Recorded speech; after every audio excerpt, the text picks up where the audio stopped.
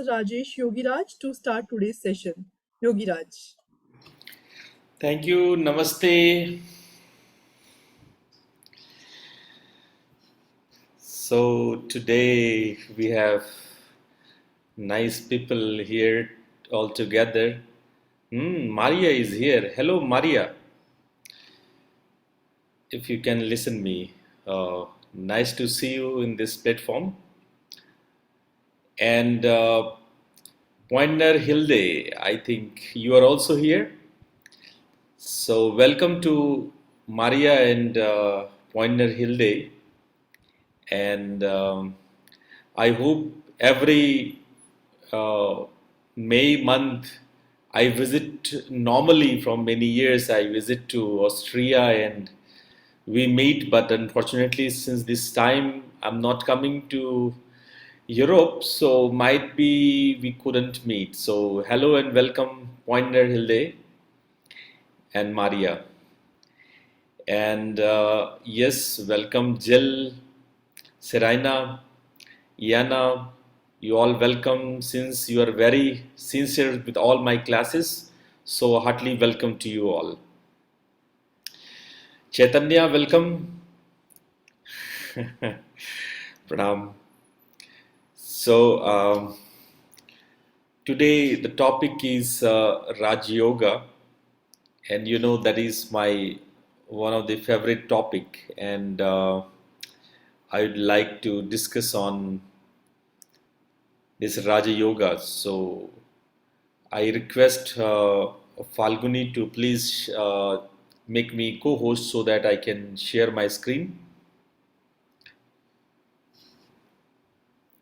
So thank you.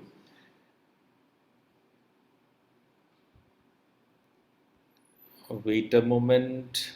Here I am, and this is the screen. I hope you all can see the screen.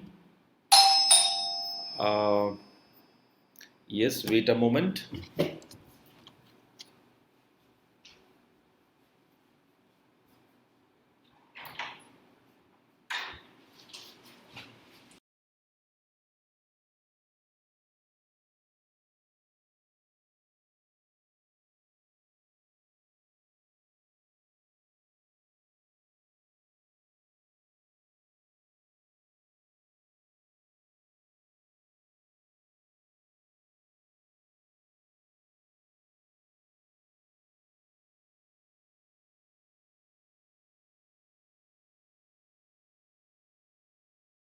Someone was in a drawer.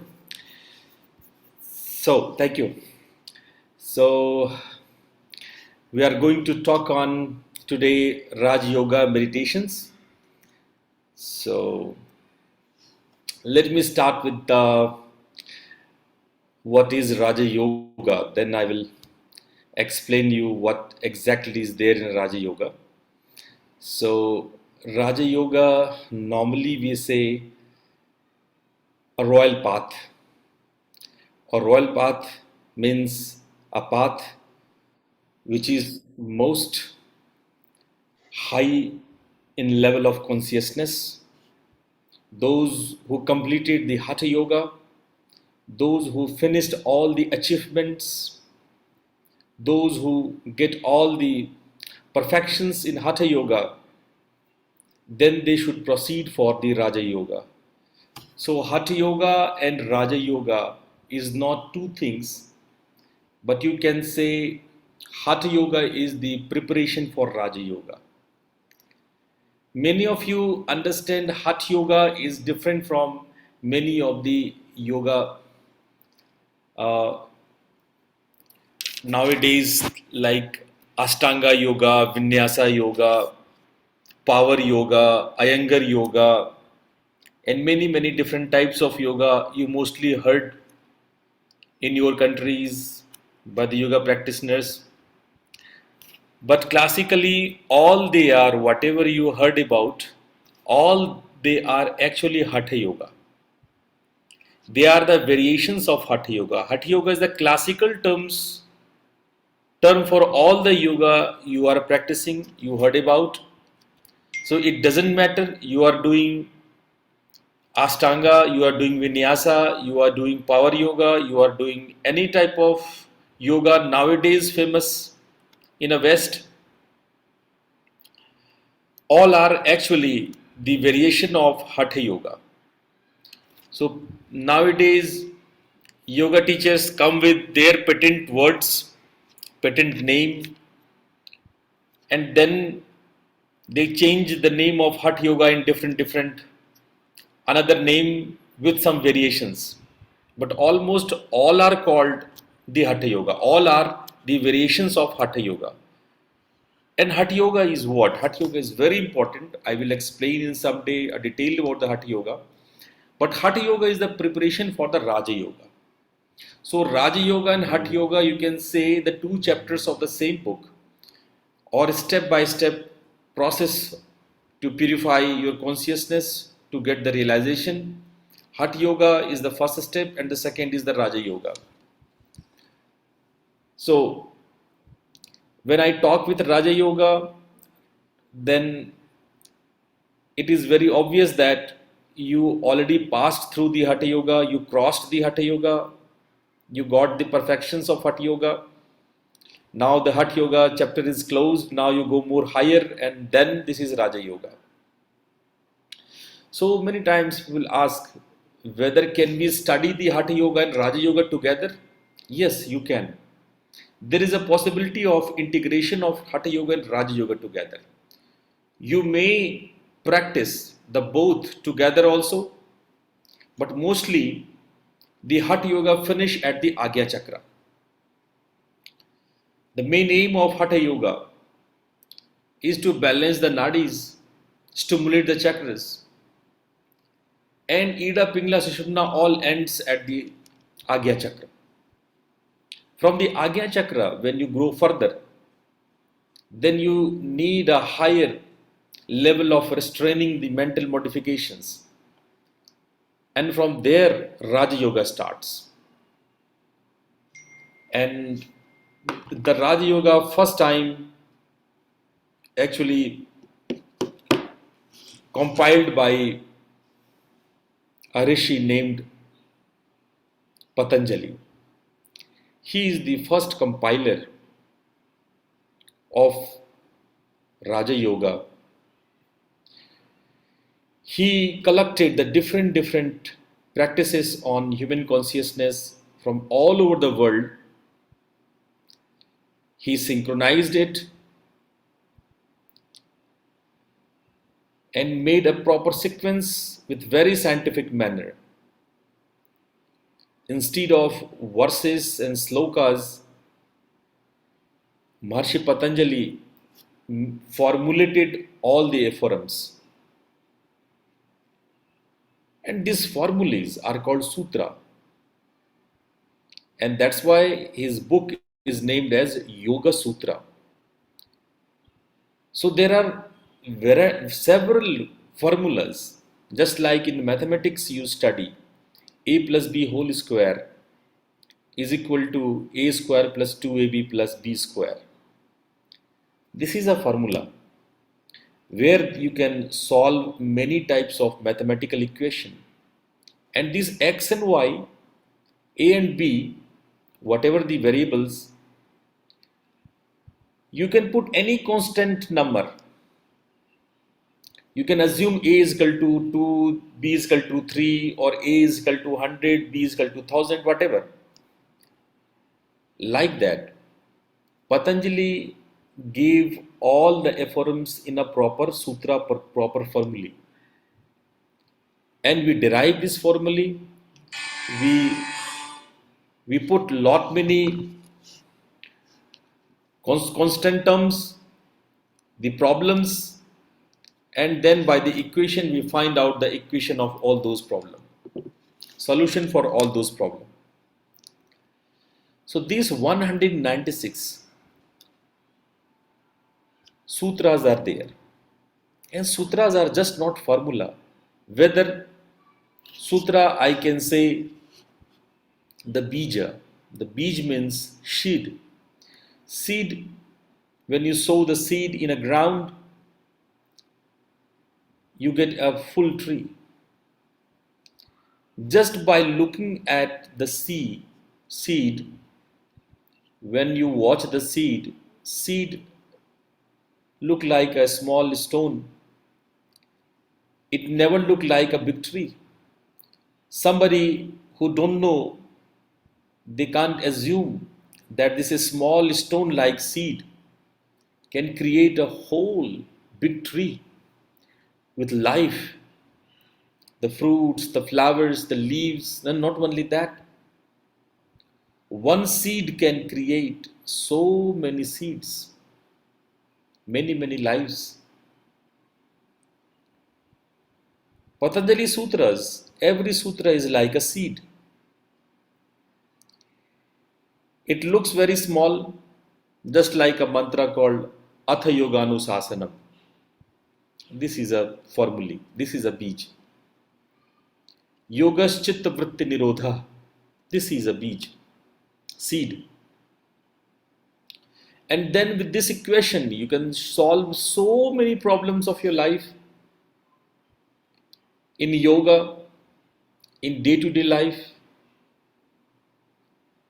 So you may say it is a formula or you may say it is a bija, it is a seed. So Patanjali gathered 196 bija and he designed it into 4 chapters. And he designed also very nice sequence.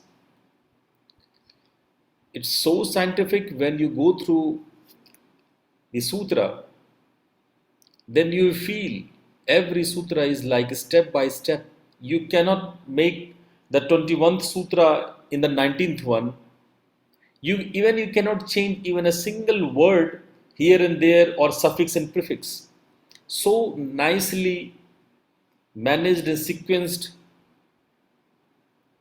Every next sutra is like a step 2 for the previous one. Every sutra, when the queries come, the next sutra is the solution for those queries. So sutra by sutra. And he chapterized also very nicer way. I give you the chapterization, the first chapter. The first chapter is known as Samadhi Pada. Pada means step by your legs. The first step is to know what is Samadhi. And as I said, yoga has a meaning, has a 3 different meanings. Yoga is also known as the union, the mixing of 2 or 3 things, the union of Atma and Paramatma, the soul and the God. It has also another meaning. Some text says the yoga means solution, upaya, ideas, yukti. Every problem has some solution and that is yoga of that. Yoga means also a solution. And third and important meaning, what the Yoga Sutra explained, the meaning of yoga is samadhi. Samadhi means some adhi, appropriate wisdom. Adi is wisdom, intelligence. And some means appropriate. Samadhi is appropriate wisdom.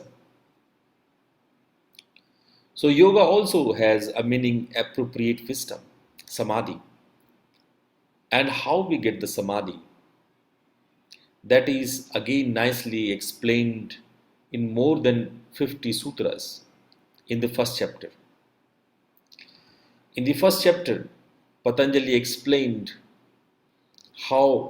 what is yoga, what exactly the benefits of yoga. It gives a overall view of the yoga, just not the definitions, but overall what we are going to do in a yoga. What are the challenges? What are the obstacles? And what happens when we cross those obstacles? What is the overall hierarchy, the scenario, the scope, the objectives? That all are discussed in the first chapter. And I think everybody should read, study these sutras. This is the real encyclopedia, real meaning. You may get many variations in different schools of yoga, but Yoga Sutra, you can say the Bible of yoga. It is accepted by every tradition, every stream of yoga, all over the world. Nobody denies any of the sutras, aphorisms of Yoga Sutra. Everything can be wrong, but Yoga Sutra cannot. It's a ultimate formulas. Even from the thousands of years, it is relevant to every era of humanity. It is relevant to any type of problem, either it is in the modern time or when it was in the ancient time. So, Samadhi is somehow needed to be understood in the term of how Yoga Sutra is explained. And we go to the next chapter. Then it is sadhana path. Again, pada means the steps, the second step. The second step is sadhana. Sadhana means practice. In this practice, the 8 limbs of yoga is explained. And from here, many people keep the name like Ashtanga Yoga. So the first term, the Ashtanga word came from the sadhana path. Sadhana path explain, in this second chapter explain, there are 8 limbs of yoga. Yama and Niyama, that is principles and rules. Then asana and pranayama, you all know. Pratyahar and dharana. Pratyahar means introversion of senses, and dharana is concentration or contemplation. Then dhyan and samadhi. These are the different 8 steps. Patanjali very nicely explained all with their fruits. When you really get the results, the perfections, so all explained in this chapter. Then chapter number 3 is Vibhuti. Vibhuti is the surplus or the powers, or when you get the perfections, then what abilities you develop, what transformations you develop, what type of sublimations you got. And these explained in very nicer way what are the siddhis, the powers, the strength, the abilities, capacities you develop with the perfections. It is classified into 16 parts, and these 16 abilities explained in very scientific, systematic manner. Who can get these practices, these results, what they should get when they got some powers, how they should use those. Everything is explained. Means the whatever you did in the second chapter, the practices, the results are there in the third chapter. So where second chapter is talking about several practices, the third chapter is talking about how we get the results. Also, they talk on different types of concentration. Meditation, when you meditate on this, what will happen? When you meditate on that, suppose when you meditate on sun, meditate on stars, meditate on moon, meditate on your chakras, meditate on this and that. He explained each and everything where you meditate and what you will get. That is very nicely explained in the third chapter. The third chapter is proper what should be your target of your practice and what you will get when you do that target, when you achieve those target. That is the third chapter. And the fourth is Kaivalya.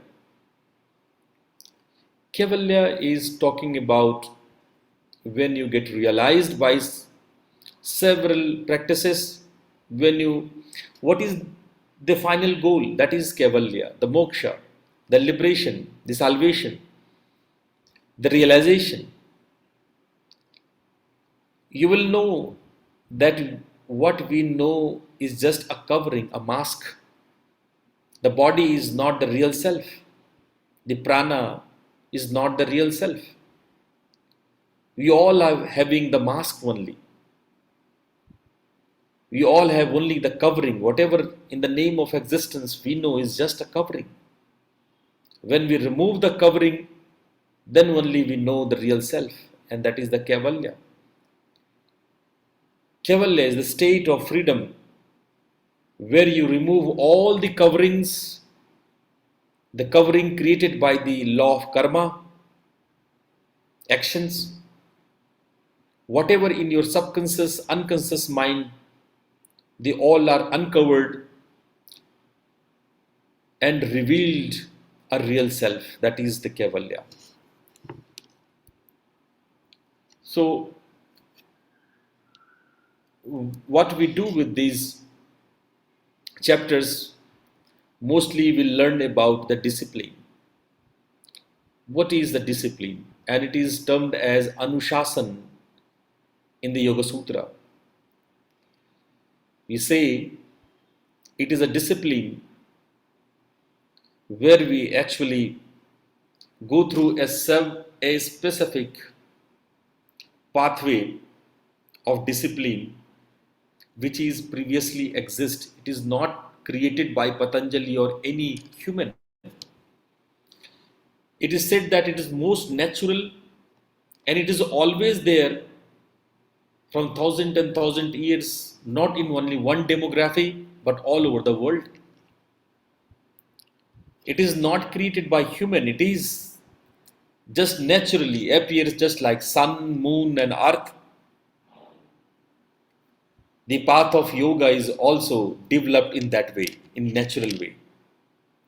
So, we talked about that discipline of the nature, the discipline of the Rit. We talk about the Rit. There is a sutra called Ritambara Tatra Pragyaha. When we enlightened ourselves, then we feel the Rit, the real truth. And you know, our organization is named as Ritanveshi. Ritanveshi means Rit Anveshi. Rit means the real truth. Anveshi means the researcher who search out the real truth. The truth seeker, the seeker of real existence. That is called Ritanveshi. So what type of discipline is this? The discipline to know our real self. That is what the Anushasan is. Here we also, in Yoga Sutra, we discuss the vrittis, chitta vrittis. Chitta means consciousness, and vritti means the mental modifications, the conditionings of your mind. And Yoga Sutra explained it that there are the five basic way of this conditioning, the five patterns of this conditioning. In other words, you can say five ways of mental modification, and you have to restrain it. And when you restrain it, when you release this conditionings,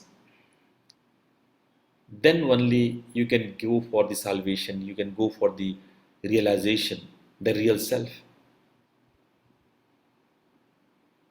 But these conditionings could be five types, and these five types make you complex, your life harder and difficult.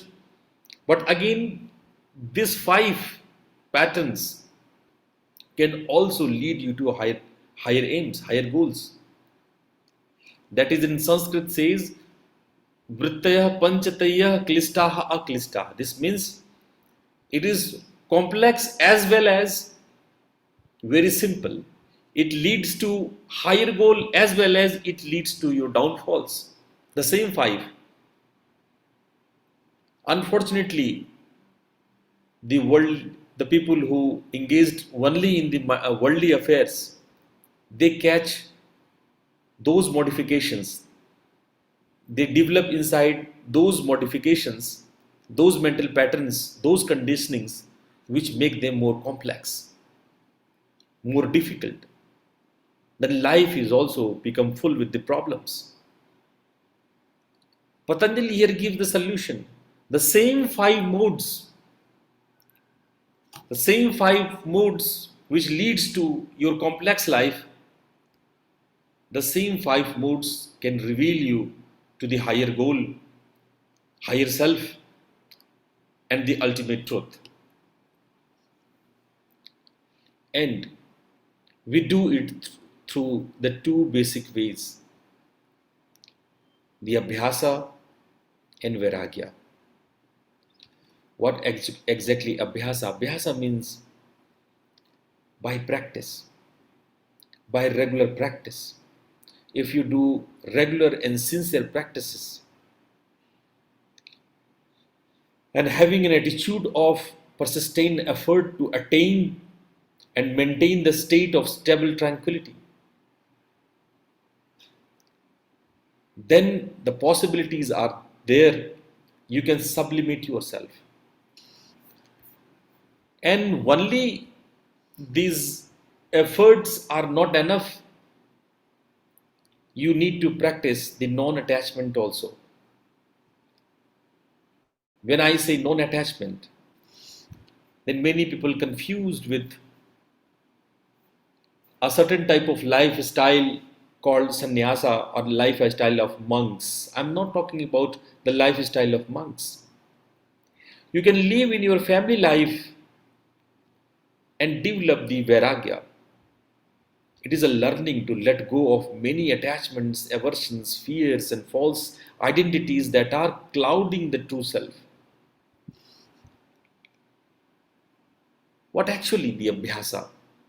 If you go through the more deep with the practice, then practice can be understood in the five ways. And Patanjali explained in various ways in the first and second chapter. The Samadhi Pada and Sadhana Pada, how we should do practice. What should we keep in mind how we do practice? And he developed these things in a five different ways. First one is Shraddha, that is the developing the faith that you are going in the right direction. Virya, that is the committing the energy to go there. Smriti, cultivating memory and mindfulness.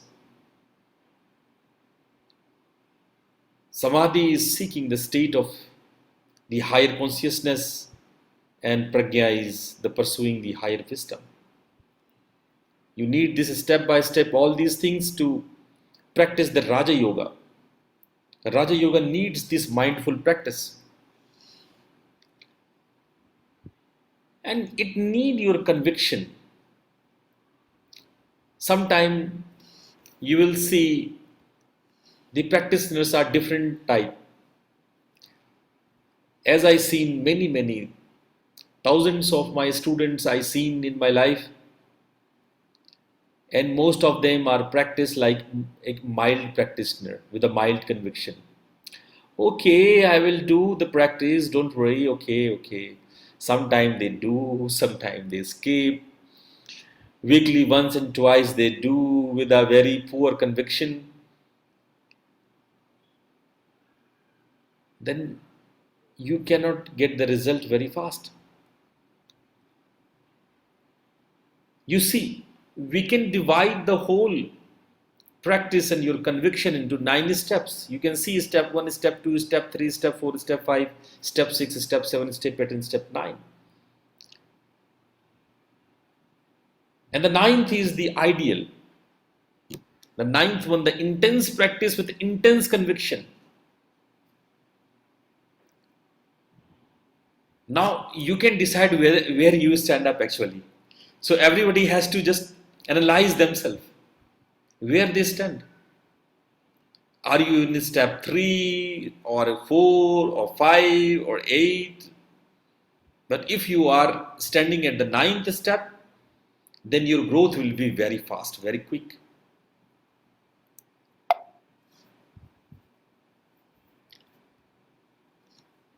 But as I said, you need a proper abhyasa and vairagya.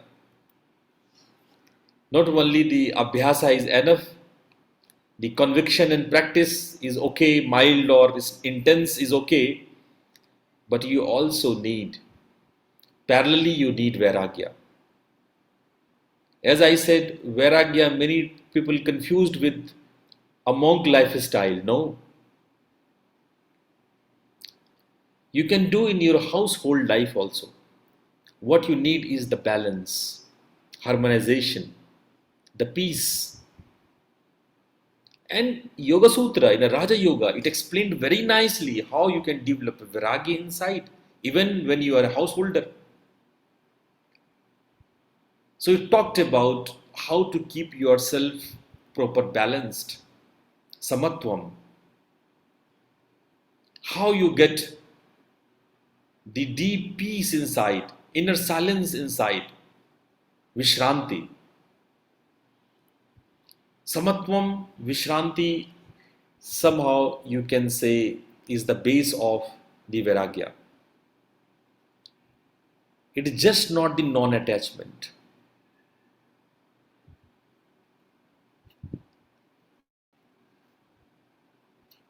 So you may send your email with attachment, but it's a joke actually. A monk said that send your email without attachment. It's about your lifestyle. Send your mails without attachment. But here I am making a further joke. Yes, you can send the email with some attachment, no problem in that. Send as much as attachment as the capacity of your mail system, inbox system, but it should be balanced. Samatvam. So we go further. Samadhi. Samadhi, normally we say, oh, it's a realization, but it is not one step. In Yoga Sutra, Patanjali explained the Samadhi in various steps. You can see here the 5 basic steps, but if you more explain it, describe it, then it is 7 actually. The first one I wrote Vitarka. Vitarka are 2 types, Savitarka and Nirvitarka. Vichar is also two types, savichar and nirvichar. So total you can say 7. So 7 levels of realization. And when you cross the 7 levels of realization, then the end one is nirbija. Nirbij means seedless. There is no seed. No seed of the worldly affairs. No seed of any type of attachment. Ragam. Rag means attachment. Vit rag, vairagya means, but attachment is not actually the good word. We normally say rag is attachment and vairagya means non-attachment. But non-attachment is again highly confused by the Westerners. My European friend asked me whether non-attachment is possible. People ask, is it the right philosophy? But problem is that there is no correct word for translation of raga. Raga is not really attachment. It is the state of imbalance attachment. Rather, we say imbalance attachment. Unorganized, unharmonized attachment. I don't know, is there such type of word in English or not? I don't know. But it is, when I say non-attachment, is not just opposite of attachment. It's an attachment with balanced, harmonized, peacefully. Because if you just say non-attachment without, there is not possible. It is impossible. If we live in a life, we need such attachments. You have to send messages with lot many documents as attachment. Attachment is important part of emailing system. Like our life. Yes. If you have son, daughter, if you have family, the husband, wives, it is important to have some attachment. But attachment should be balanced. If it goes imbalance, then you will ruin the things. That's why I'm saying I'm not against of attachment. Vairagi is not against of attachment. When we say vairagi, vairagi is samatvam. When you are balanced, harmonized. And Yoga Sutra teaches you, Raja Yoga teaches you how to do that. In their formulas, in their methods, in their system, it explains it.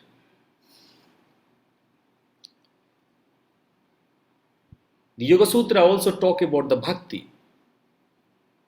Bhakti is again a highly confusing statements or words in every religion, either it is Islam, Christian, Hinduism, Buddhism, everyone talk about the devotion.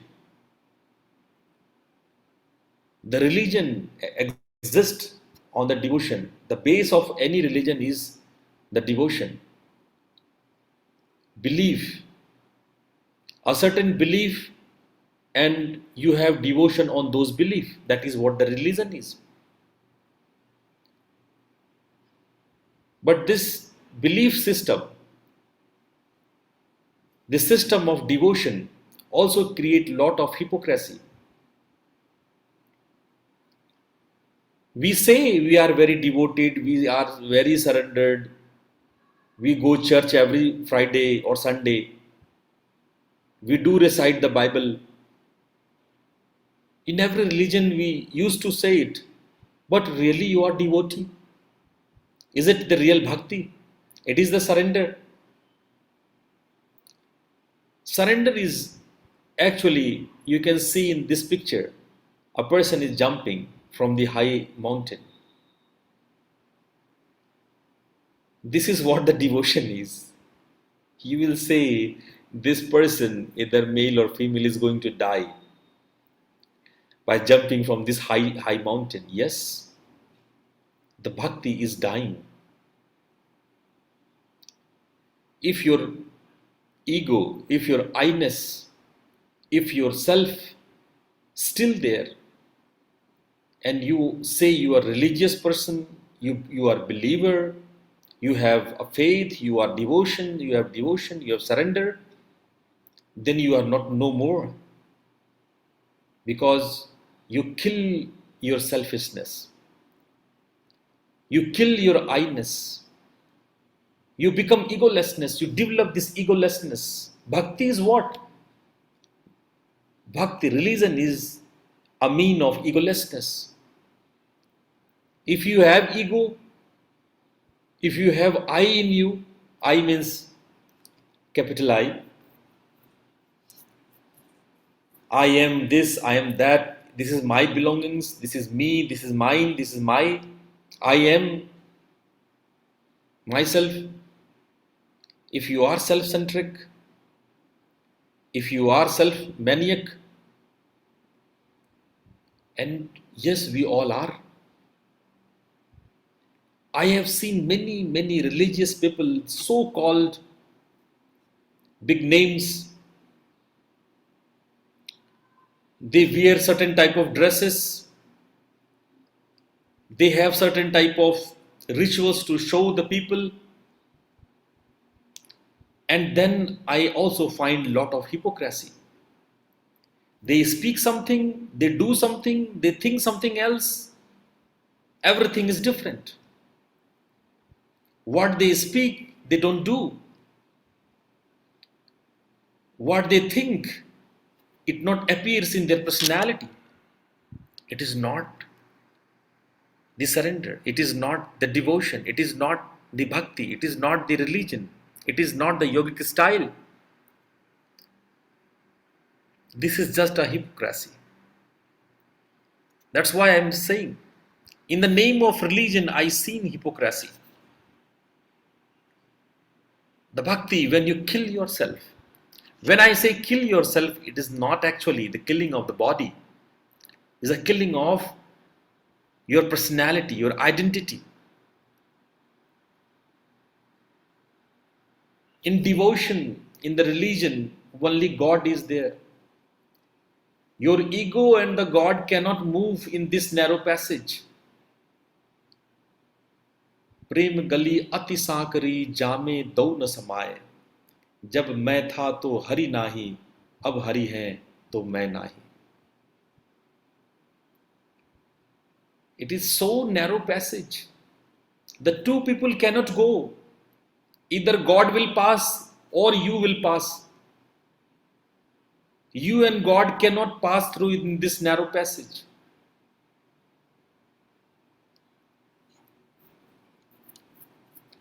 I would like to tell you here the story of Rabia, the Sufi saint Rabia.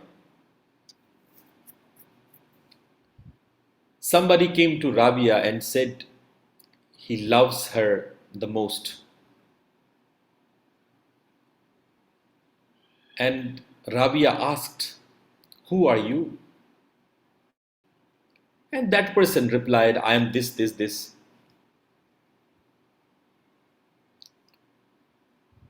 Then Rabia said, "No, you don't love me. Go and develop more surrender, more devotion, more bhakti, and then come to me. Someday, this man who developed more and more love inside, more surrender inside, more devotion inside, he came and knocked the door where Rabia lives. Rabia again asked, "Who's there?" And this man actually forgot about himself. Who is he? He forget his name in the love. All time he is thinking about Rabia, Rabia, and all time he is full in the love. He forgot his name even. He replied, "I am Rabia." He replied because he totally forgotten his name. He totally resonate with the God. You have seen many people when they just worship, become one with the Jesus.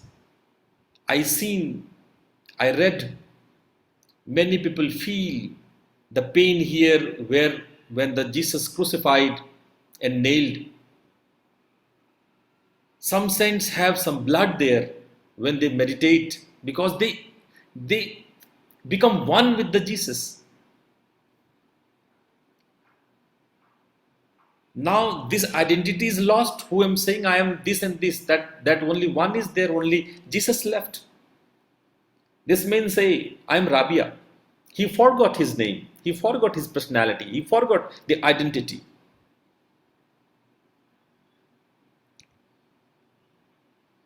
He jumped from the mountain and just killed himself.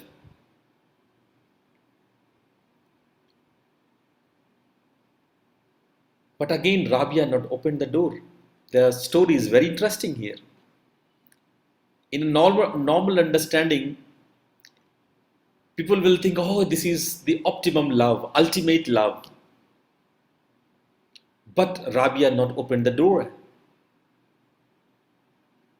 Rabia said, okay, you are doing good, but develop more love, more and more love, ultimate love inside you. And this man returned back. And then many days he not came back. The days passed away, the months passed away, the year. And Rabia thought, oh my God, where he went? He started searching. And God searched those people, such type of people. Then you need not to search the God. The God himself searched these type of people.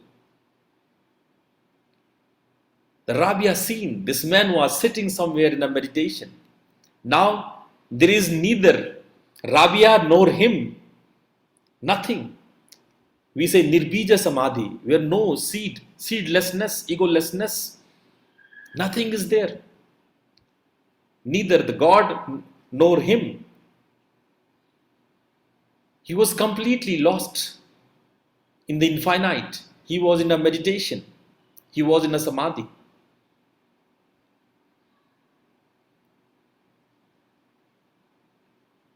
And Rabia write the poetry, the poem, and said, he really loved.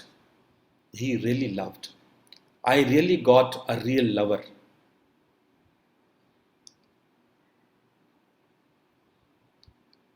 So you can understand how higher the path of religion is and what we do in the name of religion. We have several type of obstacles develop during the practices. The illness, dullness, doubts, negligence, laziness, cravings, misperceptions, failures, instability. And also like mental and physical pain, sadness and frustration, unsteadiness of the body and irregular breath. These 13 obstacles are called antaraya. And it is again nicely explained, these obstacles. To explain each and every obstacles, it take long time. But someday I promise you, if you are continue with our mindful meditation practices, someday I will explain all the obstacles in a great detail. We have videos in the Ritanveshi about these obstacles, antaraya. So if you understand your obstacles, then it is really easy to cross the obstacles also. And if there is obstacles, then there is a solution also. And there are the 8 solutions provided by the Patanjali in the first chapter. In the first chapter, he explained the 8 different solutions. That's why yoga is also called upaya, the solution, the yukti, the ideas, the tricks, the stunts. So there are the 8 upayas. And these 8 upayas explained in the first chapter nicely, and if you practice those, then you can remove all the obstacles. And the first solution is Ek Tattva. If you concentrate, if you focus on one thing, not in several things, if you focus in one thing, you can see the Tom and Jerry in front of you. And you see the eye of a cat. If you can see the eye of a cat, of this cat, how nice Trataka, the Trata gazing practice. If you ever did the gazing practice of Trataka, then this is the best example. So first solution is when you concentrate. The second solution is when you give a proper, a natural way of your consciousness, a natural flow of the consciousness. What is the natural flow? When you see anybody happy, you will feel the friendliness. This is very natural. When you see the people suffering, you develop a compassion, a feeling of support. Even nowadays, it is just opposite. Nowadays, if people are happy, then you become jealous. So, the Chitta Prasadana means if people are happy, then you feel the friendliness, a kindness. That is called Maitri. If somebody is suffering, then you feel the compassion, a feeling of support. That is Karuna. If something, a right thing's going on, virtuous thing going on, then you feel very happiness, a goodwill. That is called Mudita. And something is wrong, non-virtuous, bad, you ignore it. You become neutral. You accept the situation and become neutral. That is Upeksha. The third method of removing the obstacle is Prana Vidya. The asana, pranayama, mudras, all those practice in which you play with the prana. We enjoy the interplay of prana, that is called the Prana Vidya. All Hatha Yoga is talking about this. Whatever you know in the name of yoga till today is just a Prana Vidya. You learn the Ida, Pingla, Shashumna, you learn the prana moving up and down, asana, movements and pranic functions, the chakras, all comes under the Prana Vidya. When your target is the prana, the studies of prana is known as Prana Vidya. The next solution is the Vishaya Pravritti. You have so many objects and subjects to think. Your mind goes.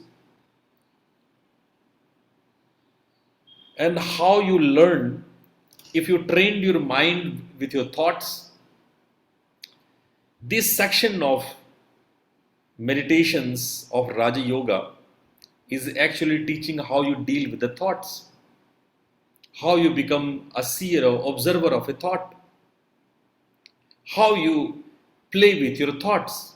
In the previous one, you play with the prana, and this one, you play with the thoughts. You learn how to deal with the thoughts. You not get affected or imposed or projected by the thoughts, but you play with it. This is what the Vishaya Pravritti. Vishoka Jyotishmati. We visualize the luminous or light. You have several practices in yoga also. You visualize the light, you inhale the light, sometimes you feel you become luminous. These all concepts come from the Raja Yoga, which is named as Vishoka Jyotishmati. And in the Yoga Sutra, it is again nicely explained how to make your concentration on the luminous things, develop or visualize the luminosity, the light inside you, outside you, how to practice on the light. Vitrag. Vitrag, again, I am talking about the non-attachment. We already talked about the Vairagya. That is one of the practice. Vitrag. Attached to nothing, connected to everything. You may connect. You have a freedom to connect everyone. This is the freedom given by the nature. You can walk because you have legs. You can meet, you can talk, you can make the networkings, you can establish your friendships, relationships. It's naturally free and it should be free as a human being. But if you are attached, oh, this is my son, this is my daughter, and if you are over caring of them,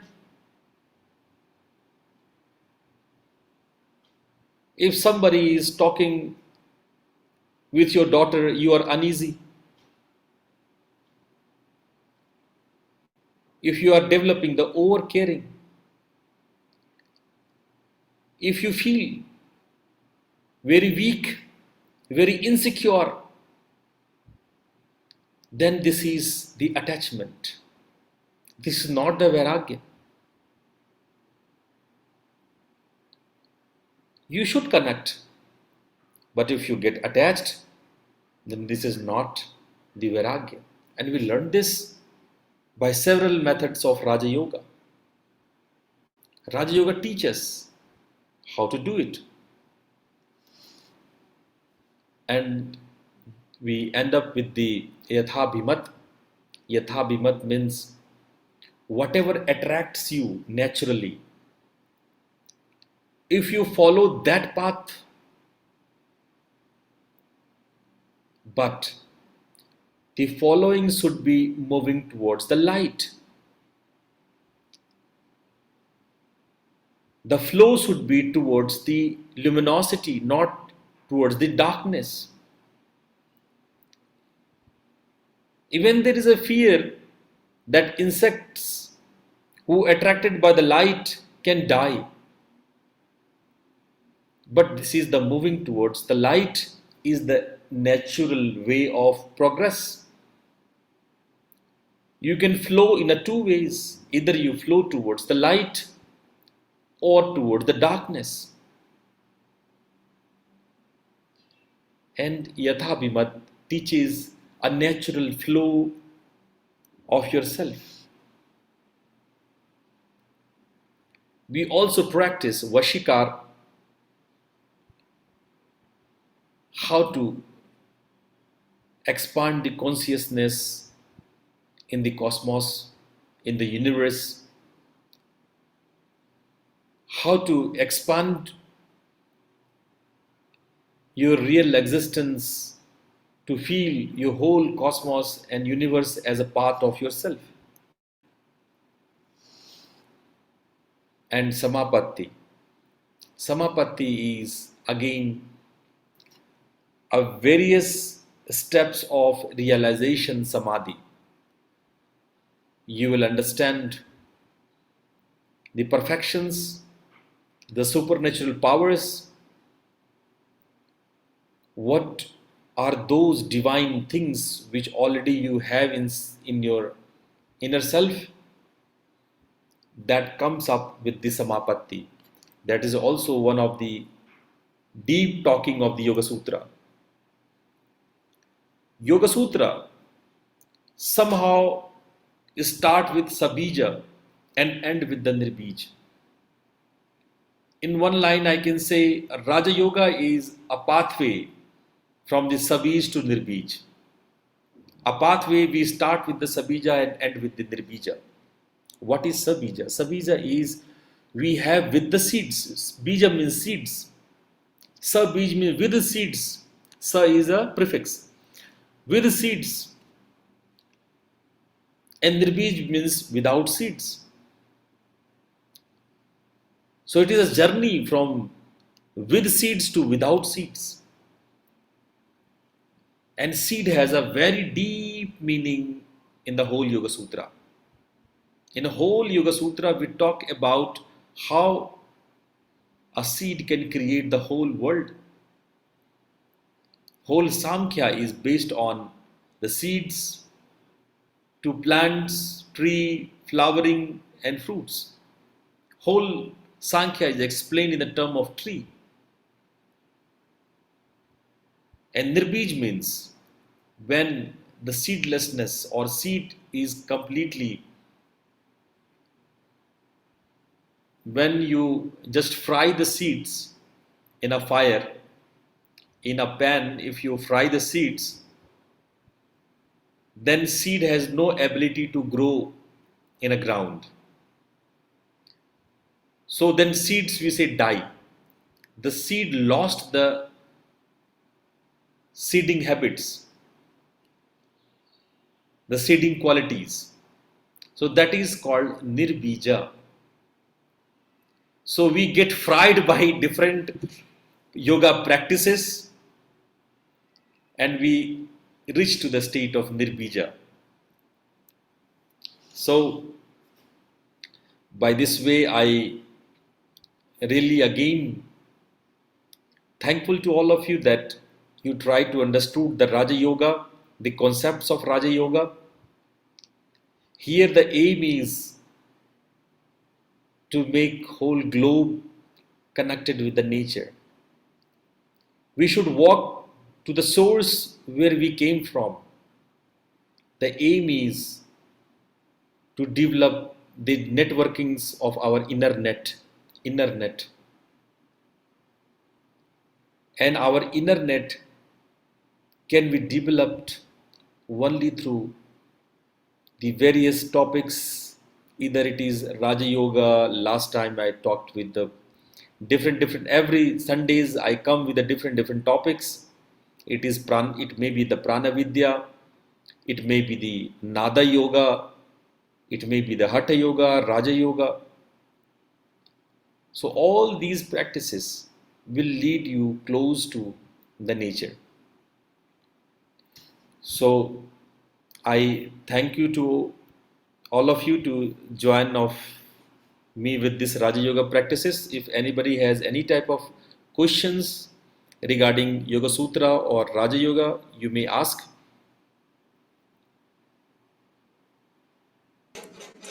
Professor, I have a question today. Yes, yes, please. You discussed about the Sabija and Nirbija.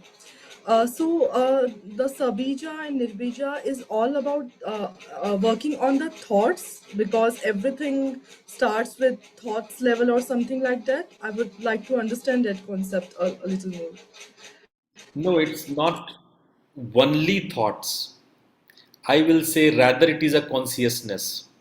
You see, in Raja Yoga, the body, mind, thoughts, emotions are not very different things.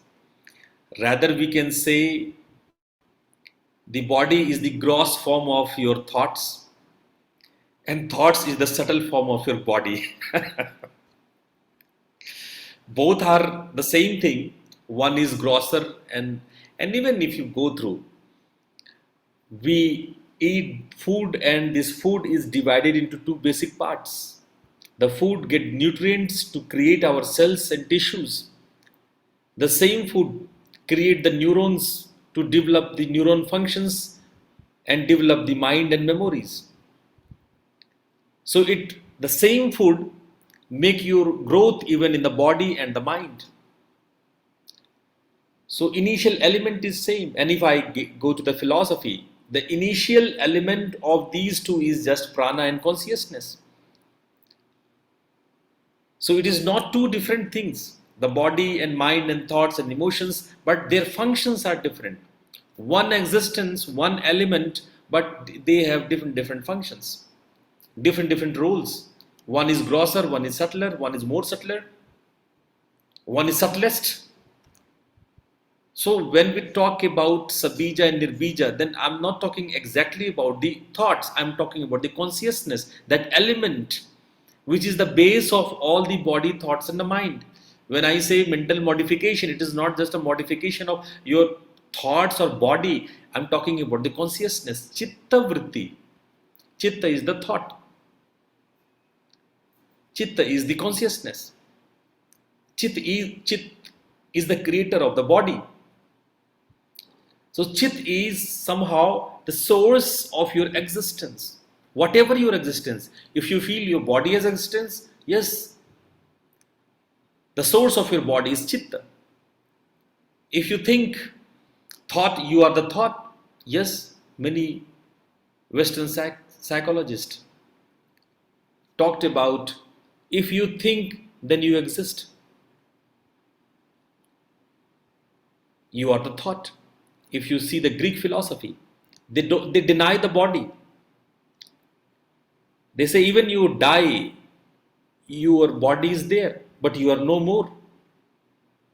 The Greek philosophers say you think, that's why you exist.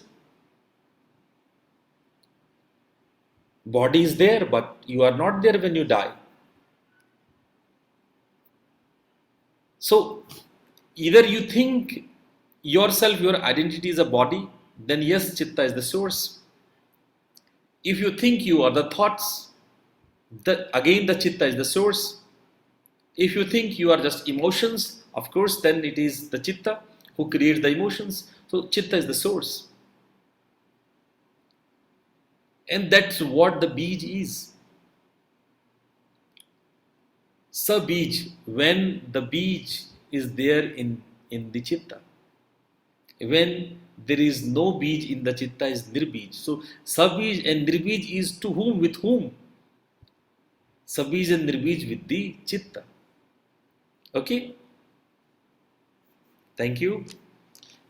Any more question? Yes, Guruji, I have one question. Like in the eight limbs of yoga, we have a samadhi at the last. But why in the Patanjali Yoga Sutra, our first chapter is the samadhi path? Look, in the last chapter, there is a Kaivalya. Kaivalya is the realization. Kaivalya is the final goal, the moksha, the mukti. The Kaivalya means the final, the ultimate realization. Yeah. But samadhi is different from Kaivalya. You need to understand. Kaivalya is the state of the nirbija samadhi. But samadhi is different types, different levels. When you talk about the Yoga Sutra need to talk about the full overview of yoga. In Yoga Sutra is explained yoga as samadhi. Yoga is what? Samadhi. Yoga has not other meaning. Yoga means samadhi. Then what is samadhi? Then they say samadhi has different seven parts. The savitark, nirvitark, savichar, the different parts. There are seven steps are there. Samadhi just not only means the Kaivalya or higher goal. Samadhi has several steps. And first chapter is the overview of all the steps, the obstacles and solutions. That's why the Samadhi part is the first chapter. Then the last chapter should be the final goal. And yes, the last chapter, Kaivalya, is the final goal, the salvation, the end, the enlightenment. That's why the fourth chapter is Kaivalya. Okay? Okay, thank you very much. Anybody have some more question?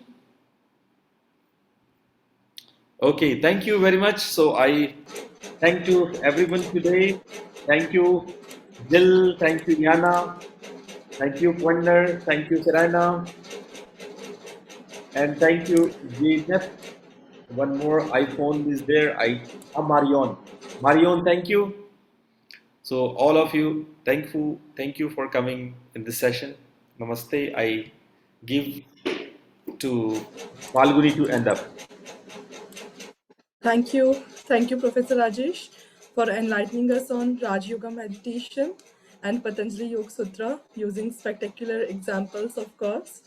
And as I'm not a yoga student, but it seems that the topics are so interested and knowledge is so vast. So I am developing very much keen interest in all the topics and trying to understanding in the meanwhile all the management and everything like that.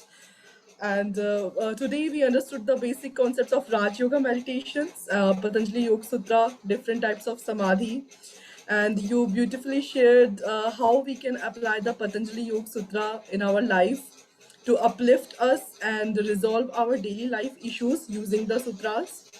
Next Sunday, we are going to study about Nadi Yoga meditation, which are, yeah, this, wait a minute.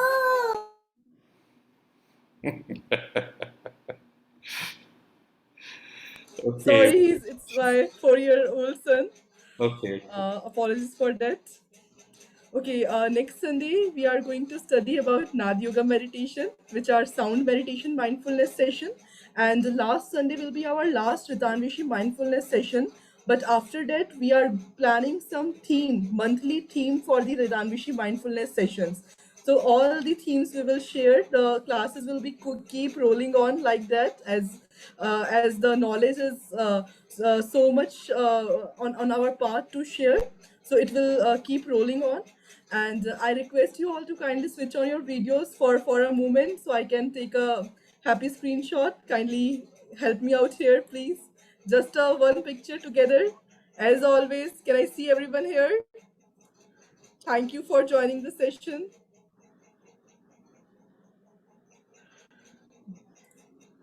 Great. And I thank you all again for joining today's session, and kindly keep sharing your reviews and feedback. That is very much important. See you in the next session. So apologies for the inconvenience just occurred. Thank you. Hari Om.